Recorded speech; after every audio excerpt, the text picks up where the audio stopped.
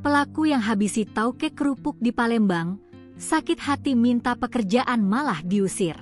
Terungkap, alasan pelaku pembunuhan bos atau tauke kerupuk di 15 Ilir Palembang. Kapolrestabes Palembang, Kombes Pol Dr. Haryo Sugihartono mengungkapkan pembunuhan tersebut dilatari konflik yang terjadi di antara Dian Satria dan korban. Ia menjelaskan, tersangka sempat mendatangi korban untuk menanyakan apakah ada lowongan pekerjaan.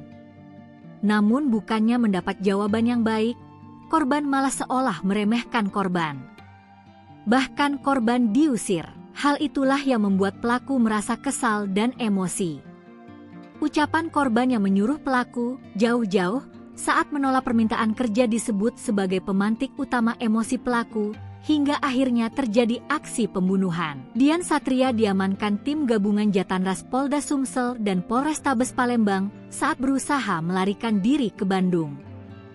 Ia ditangkap setelah 1 minggu buron. Diketahui perampokan itu terjadi di Jalan Pengadilan RT 029 RW 006, Kelurahan 15 Ilir, Kecamatan Iti Palembang, Selasa, 25 November 2025, sekitar pukul 21.30 waktu Indonesia Barat. Dharma Kusuma meninggal dunia sementara Yeni Swandi dirawat intensif di rumah sakit. Berdasarkan informasi yang dihimpun, kejadian bermula ketika saksi Farina dan korban Yeni selesai makan bersama. Setelah korban Yeni kembali ke rumahnya yang bersebelahan, Farina kembali menonton televisi. Tak lama kemudian, Yeni berteriak meminta tolong.